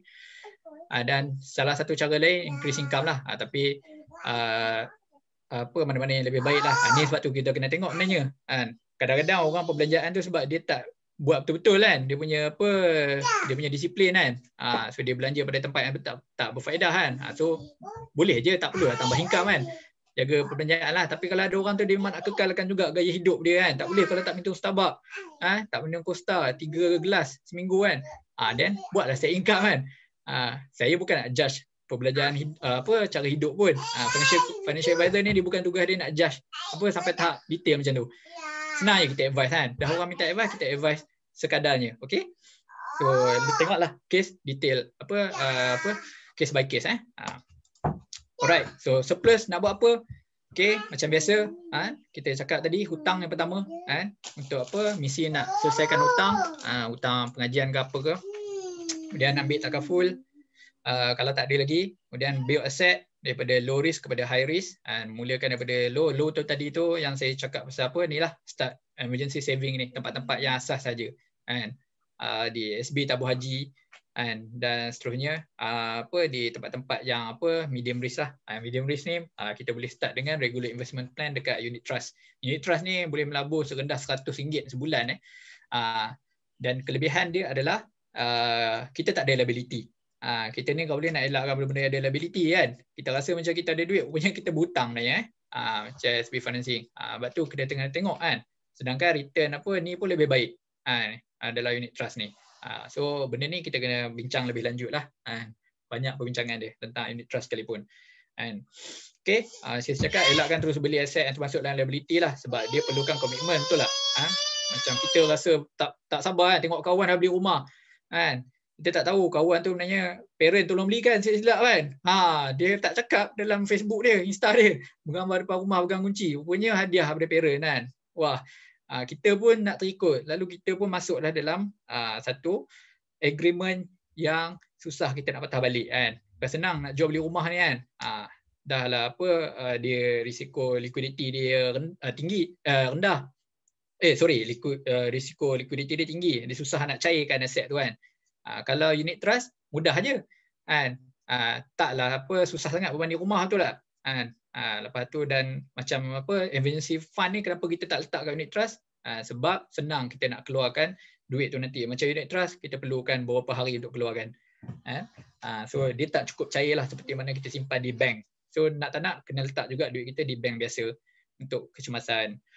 Okey, dan seterusnya kecuali perkara yang had to generate lah. So maksudnya melainkan kalau kita ada perancangan yang betul-betul lah dan kita terpaksa beli kereta kan, itu lain cerita. Saya itu kita kena bincang lebih lanjut. Alright. Okey, kita dah hampir ke penghujung, iaitu kita masuk tentang apa yang saya buat sekarang ni, lebih khusus tentang syariah syariah registered lah. Isu tentang syariah. Okey. Untuk makluman semua, orang Islam kita tak ada kompromi maksudnya benda-benda sama ada kita tak tahu ataupun kita kena ambil tahu. Kita kena ambil tahu juga nak tak nak. Okey.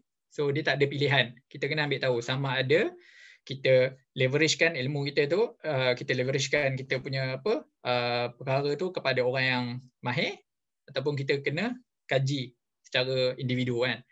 So untuk isu dalam syariah punya transaksi ni tak kisahlah kita nak buat financing ke, kita nak melabur ke, kita nak jual beli harta tanah ke, emas ke, kita hanya ada 3 perkara asas dia sebenarnya yang perlu kita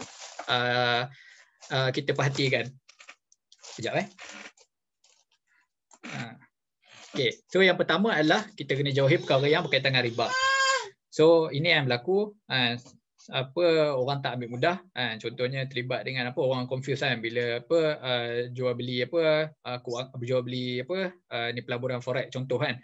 Beza kalau kita jual beli biasa mata wang biasa kan, tapi kalau kita terlibat dengan forex online tu dia ada isu dia kat situ. Kemudian perkara yang melibatkan riba ni antaranya emas dia adalah perkara ribawi kan. So berhati-hatilah dalam transaksi yang melibatkan emas mata wang dan kita bayar hutang kita nak buat financing, kita serahkan kalau dah memang diiktiraf itu adalah syariah compliance punya kontrak, kita serahkan kita yakinlah. Jangan cari perbankan ataupun yang mana yang terang-terang benda tu adalah interest kan. Tak boleh. So yang kedua adalah yang kita panggil sebagai maisir dalam bahasa Arab ataupun dalam bahasa Inggeris gambling, bahasa Melayu iaitu judi. Ini kadang-kadang kita tak perasan kan sebenarnya apa-apa pelaburan yang menjamin keuntungan. Pernah tak kita dengar kan? So apa-apa saja pelaburan yang menjamin keuntungan, tak kisahlah benda tu regulated ataupun non-regulated, itu adalah haram, tak boleh. Itu adalah perkara yang ditegah. Tak boleh sebab risiko ni saya tulis kat sini is part of acceptable element lah dalam business investment. Kalau tak satu pihak untung satu pihak rugi yang dah dijamin, tak boleh lah. So benda ni adalah satu juga perkara yang perlu dielakkan. Dan yang ketiga adalah garar, dia adalah keraguan dalam investment ataupun business tu ataupun jual beli tu. Ini adalah 3 lah. Tapi benda ni jangan risau. Benda ni ambil untuk pengetahuan dulu buat masa ni. Kita dah ada pakar yang menguruskan bidang-bidang ni kan. Kita ada pakar muamalat. Kita ada Syariah Advisory Council kan yang dah menguruskan perkara-perkara ni. Jadi don't worry. Be happy. Kita tinggal nak kenal je untuk uruskan perkara-perkara ni. Okay. Right. So, dah tak sabar kan nak melabur duit dah banyak, siapa yang ada contohlah dah ada simpanan berpuluh-puluh ribu kan contoh, dah ada tolak tepi simpanan kecemasan kan. Saya nak cerita yang pertama sekali kena make sure kita dah tolak simpanan kecemasan dan kita dah ada perlindungan takaful contoh kan. Okey, dan baru kita boleh move forward kalau perhatikan kita punya dalam analisa keuangan tadi kan. Saya back to this slide okey. So kejap, saya change balik.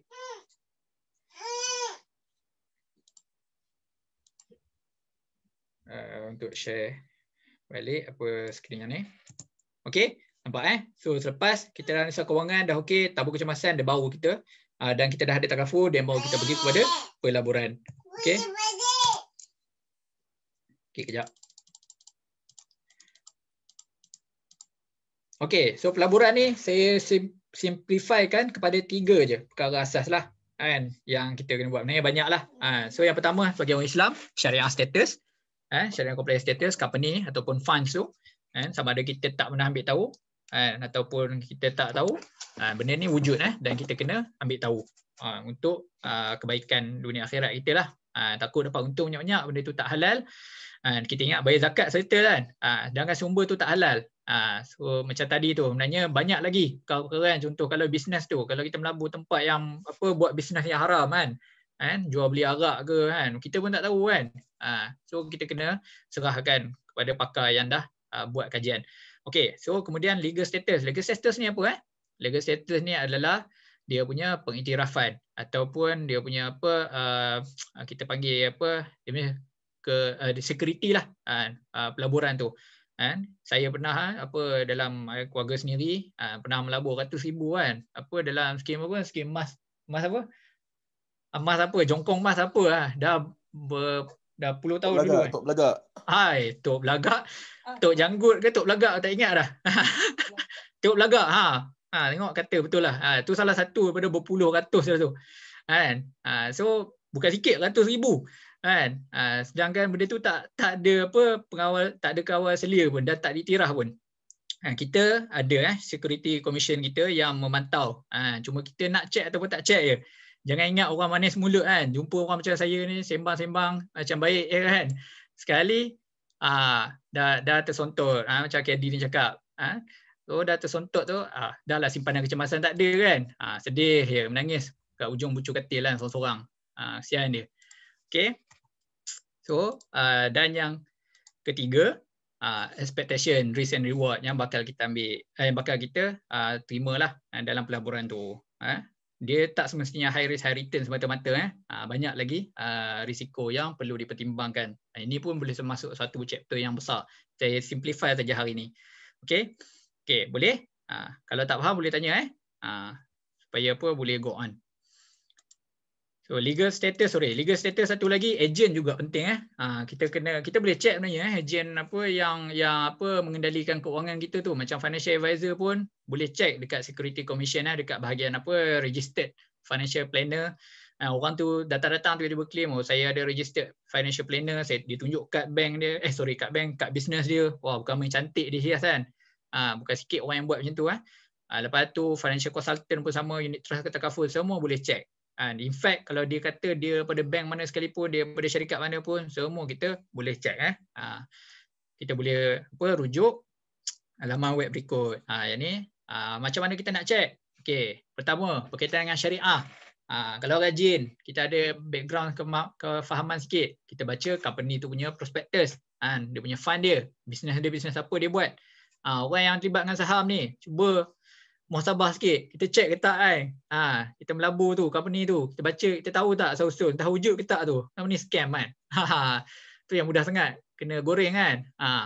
Lepas tu kita check juga unit trust tu, dia punya ni dia, kita punya unit trust tu dia punya fatwa syariah ke tak kan. Lepas tu kita check lagi, apa lagi, dia ada tak penasihat syariah dia. Saya pernah dulu masa zaman diploma. Wah, saya punya ustaz ni. Ini cerita benar, saya tak tipu. Saya pun masa tu memang betul-betul kan, saya sikoh dengan dia, percaya dengan dia. Pergi kat surau sembang-sembang, okey, dia kata saya lah sebagai penasihat syariah kepada kepada skim ni. Wah, masa tu zaman kita internet pun tak open nak kembang maju sangat. Tak pakai line laju macam kat UK ni kan. So malas nak check, percayalah kan. Bayarlah kan dekat syarikat tu, katanya syarikat macam koperasi macam tu lah kan. Saya pun tak tahu apa dah jadi sekarang kan. Betul-betul ke tak dia punya company tu kan. So selain daripada syariah tu, dia ajar tentang legal status. Boleh dia kata syariah, tapi legal status diiktiraf ke tak supaya kita dilindungi duit kita tu. Betul. Macam contoh kita bagi pinjam kat kawan lah, syariah ke tak? Tak ada masalah, kita bukan suruh dia bayar apa lebih pun, tapi duit tu tak dapat. Itu adalah risiko yang kita perlu tanggung juga. Okay, so nak buat apa? Check dekat bank negara kalau melibatkan produk perbankan ataupun takaful. Kemudian Security Commission untuk perkara yang berkaitan dengan pasaran modal lah, saham, unit trust dan apa-apa lagi lah. Isu-isu syariah pun boleh check sebab dua-dua ni ada Syariah Advisory Council dia. Maksudnya ada kumpulan penasihat syariah yang bertanggungjawab. So kalau dia orang kata insya-Allah halal, sah, bismillah halal. Kita pun terima dengan hati yang terbuka. Tak payahlah kita nak buat kerja-kerja yang renyah, nak lebih-lebih. Kita serah lah. Melainkan kita ada kefahaman, kita ada kemampuan. Majlis Fatwa pun ada isu-isu yang terlibat juga macam ASB Majlis Fatwa Kebangsaan, tu yang itulah yang mengeluarkan fatwa harus dan sebagainya tu. So kita serahkan kepada mereka yang berautoriti. Islamic expert ni ada certain isu yang kecil lah yang mungkin kita perlukan penjelasan yang lebih, kita tak faham, kita tanyalah. Ustaz Ahmad ada Ustaz Ahmad kita di Warwick boleh tanya Ustaz Ahmad isu-isu kewangan kan, isu-isu perkara yang detail sikit lah, Ustaz Ahmad boleh cerita kan. Lepas tu kita ada juga pakar kewangan Islam kita Dr. Aznan, pakar kewangan antarabangsa, isu-isu yang mungkin kita tak pernah dengar pun. So dia orang ni pakar, saya pernah berjumpa, bila jumpa tak sempat tanya pula, tak terkeluar soalan. So ramai sebenarnya kalau pernah dengar Dr. Zahruddin, Dr. Daud Abu Bakar, Dr. Daud kan. So mereka ni antara yang autoriti lah juga. Kadang-kadang dia orang declare je itu pandangan individu. So tak apa, kita dengar. Tapi yang penting kita ambil pandangan yang menyeluruh, yang umum. Okay. So nak cerita depend on general jangan ni don't. Yang tadi do kan, ni don't depend on general portals. Siakap keli. Jangan tiba-tiba kan pergi ambil siakap keli pula buat hujah kan. Mana sumber pun tak tahu. Ini bukan main-main Lepas tu kalau seorang ustaz saja, ustaz tu pula kita ingatkan dia ustaz sedangkan dia tak ada background dalam bidang muamalat. Tu pun kau boleh kita elakkan. Supaya apa, padahal penasihat lain dah bagi nasihat, oh ini tak boleh. Ataupun haram tiba-tiba dia seorang kata boleh. Tu pun kita kena tinggalkan kalau ada keraguan macam tu sebab dia terlalu jadi isu sangat kan. Banyak lagi pelaburan yang halal yang lain. Betul, individual. Individual ni siapa? Kawan-kawan, saudara mara. Ini yang jadi termasuk dalam untuk belagak tadi tu. Termasuk dalam skim-skim yang tak sepatutnya. Dia pun kata patuh syariah. Dia ceritalah model ni cantik bagi macam ni dapat macam ni sekian. Sekali tak dikawal selia. Ni pun boleh check sebenarnya. Saya tunjuk contoh. Alright. So jelas kat sini.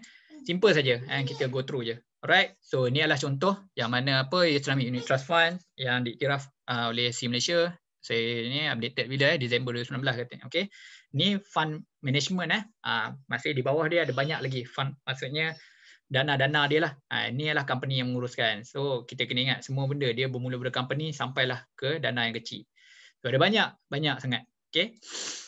So list of takaful operator ni yang diiktiraf dan juga yang menjalankan bisnes takaful yang patuh syariah lah. Okey. Dan dia ni akan diupdate kalau tak salah saya 6 bulan ataupun setiap masa lah. Dia kerap lah. Kalau macam saham tu 6 bulan sekali kan. Ini saya tak ingat tapi boleh check. Simple je. Alright. Yang ni. Ni sebab isu Bitcoin baru-baru ni. So orang tanya sah ke tak macam mana? So kalau saya baca, ini bukan pandangan saya. So maksudnya dia tak diiktiraf lagi sebagai mata wang tapi diiktiraf sebagai aset. Aset ni apa? Dia masuk dalam kuadran tadi kat mana? Dekat aset yang bawah dekat net worth tu. So kalau kita beli Bitcoin contoh hari ni nak beli dah boleh, tak ada masalah. Katanya dah dikawal selia, ada 3 saja. Ni apa yang saya tak ingat. Luno Synergy Tokenized. Dah dipromosi pun oleh financial planner, financial influencer ni. Okey. Saya tak beli lagi sebab saya pun tak ada modal. Tak bersedia lagi. Tapi kalau nak, kalau nak cuba, kalau rasa betul-betul mampu nak leverage selain daripada Bitcoin, nak uruskan sendiri duit, selain daripada saham, tak nak beli saham, nak beli unit trust sendiri, tak nak guna ejen, boleh juga beli dekat Wahid kan, dekat RIS kan, pelaburan yang robo advisor tu.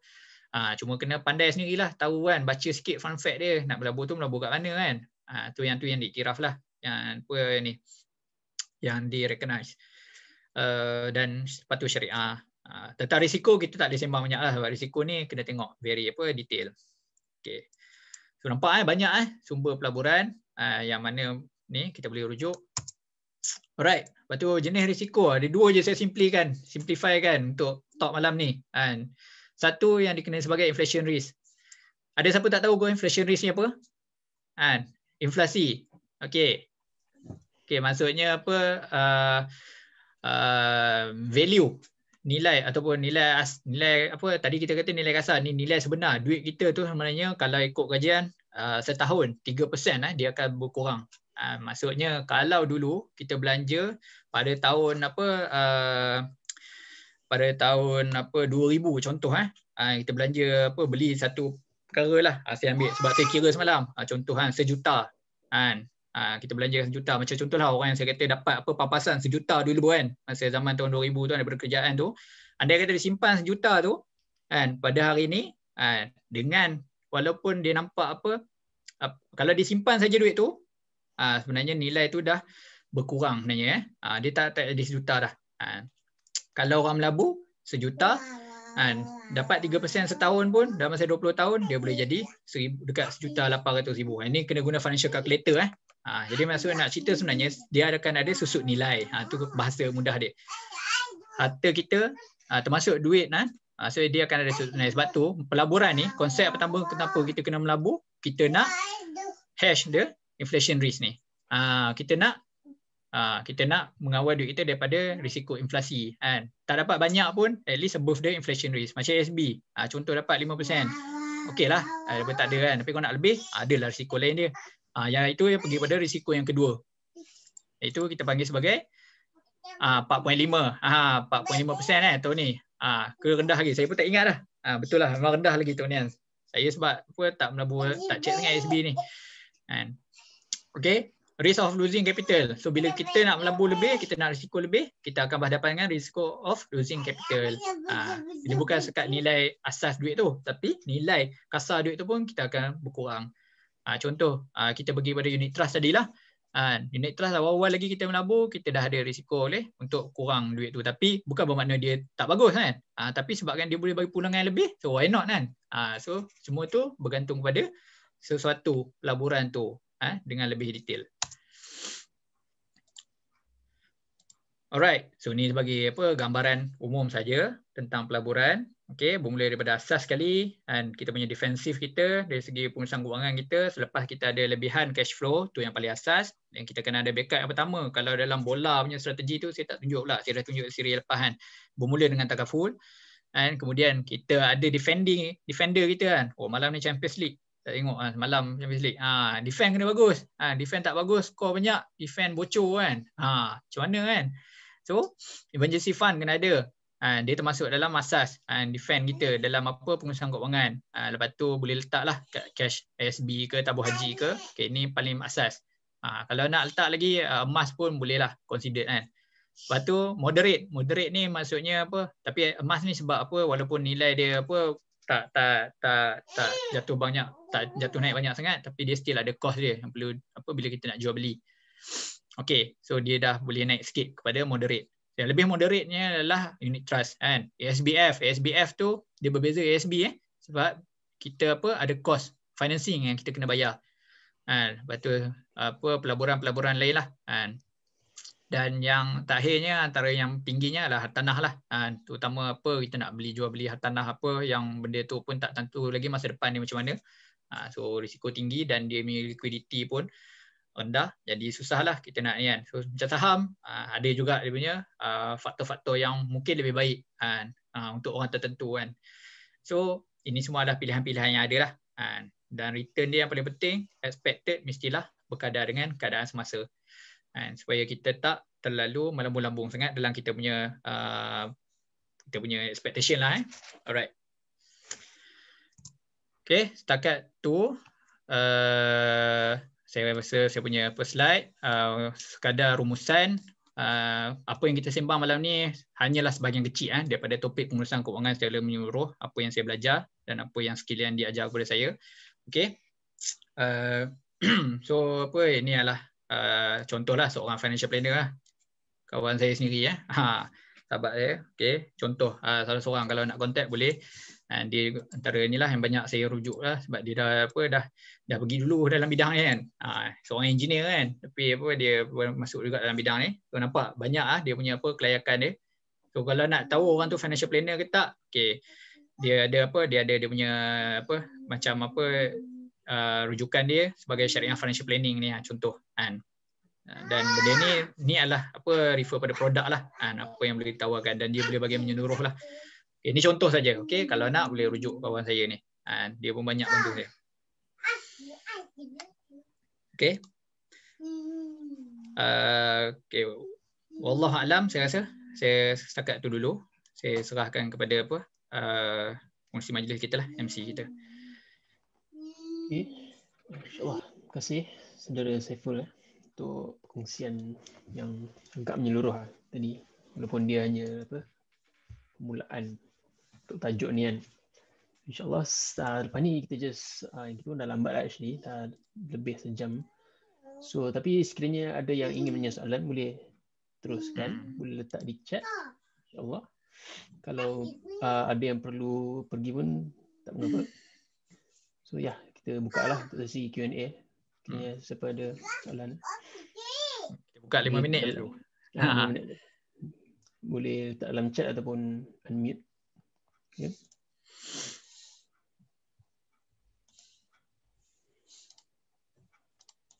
Tak ada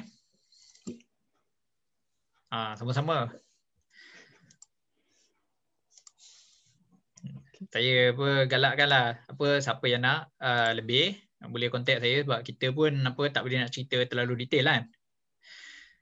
Okey, ada soalan unit trust boleh unit trust boleh hilang duit total loss ke? Okey. Unit trust setakat ni saya tak pernah dengar unit trust hilang total loss. Tapi macam mana apa saja pelaburan, saya rasa okey, ni kita KFV dulu sebab saya tak pernah dengar lagi kes total loss. Kalau nak cakap tak hilang, nanti ni juga kan, saya tak sure nak jawab total loss tak. Tapi kalau saham memang je boleh hilang total loss up to 100%. Maaf untuk Syamil lah, tapi setakat ni tak pernah lah lagi kes total loss. Okey.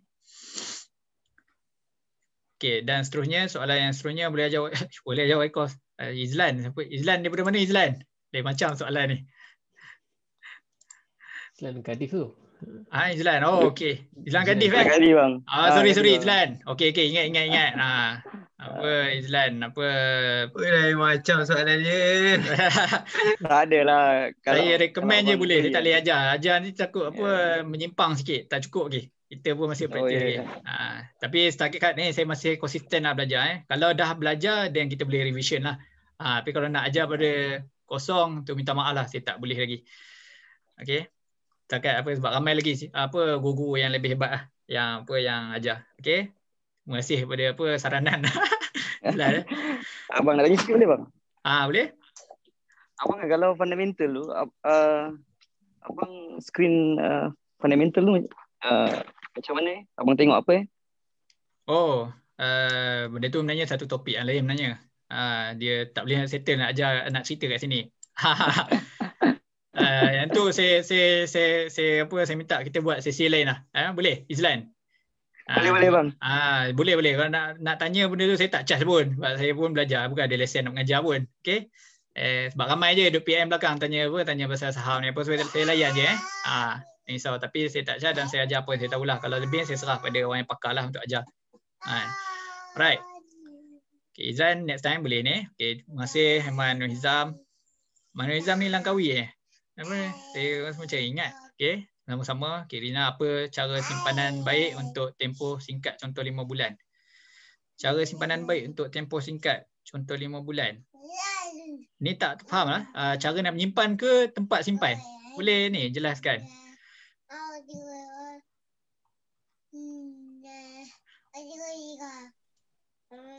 Dia bagi ni Abang Muhammad ni. Dah bagi Smart Saham Official lah. Boleh belajar dekat Smart Saham Official. Terima kasih. Boleh tengok dia orang ada banyak video-video percuma. Okey? boleh rujuk dekat apa Smart Sahar Official. Saya lupa sebut tadi. Terima kasih abang ya. Tolong ni perkenalkan. Ada banyak channel ilmu percuma sebenarnya. Kalau tak faham dia baru tanya. Tapi kalau nak ajar pada zero agak ni lah sikit. Okey, tapi tak mustahil. Boleh je. Benda easy. Oh, Aiman Izam Langkawi. Okey. Bagus-bagus. Langkawi apa sekolah Langkawi. MSM. Bangga sikit. Tempat simpan. Okey, so tempat simpan yang 5 bulan tadi saya ulang balik. Sebaiknya tempat yang di apa bank biasa dan juga tempat yang low risk lah. Contohnya SB Tabung Haji. SB bukan SB financing SB biasa dan juga di bank. Pecahkan 3. Tapi mulakan di bank dulu. Minima 2-3 bulan lah. Supaya apa dia paling cepat kita boleh ambil duit tu.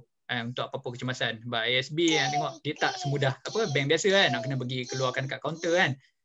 Tabung haji mungkin boleh sikit sebab tabung haji pun dah boleh guna kad dah sekarang ni. Alright, boleh follow apa page Smart Saham tu untuk ada bursa chit-chat. InsyaAllah dia orang semua apa pakar yang diiktiraf lah. Untuk apa untuk belajar tentang ilmu saham ni. Dan lepas tu kalau tak faham boleh kita bincang lagi. Alright. Terima kasih kepada Abang Muhammad untuk apa bantu saya. Alright, kalau tak ada apa-apa soalan, sekali lagi saya ucapkan terima kasih kepada semua yang menyertai apa perkongsian saya malam ni.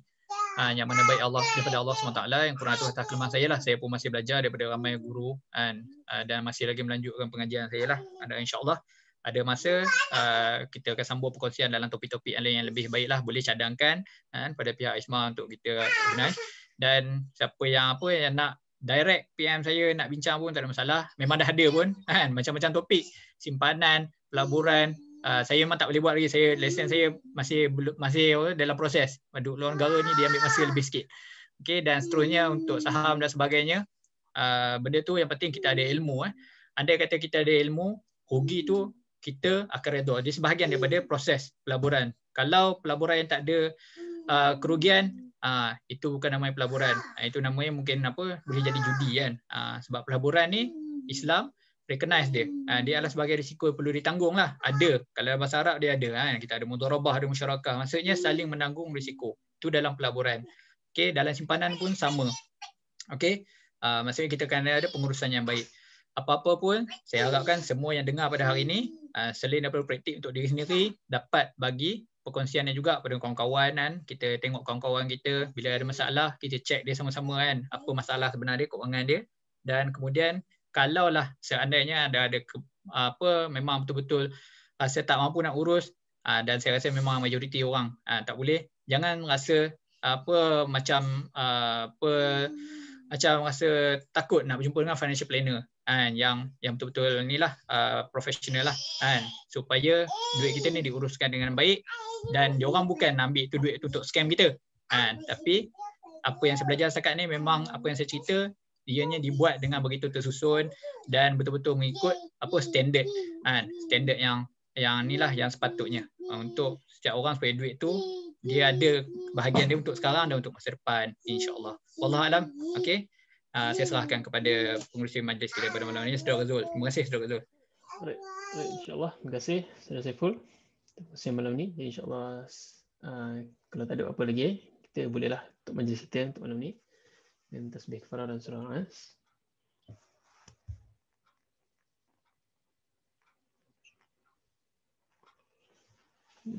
InsyaAllah, terima kasih sekali lagi saya ucapkan kepada semua dan have a good night lah.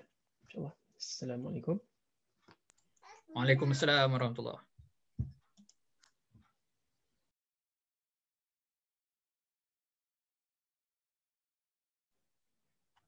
Terima kasih Abang Syaful.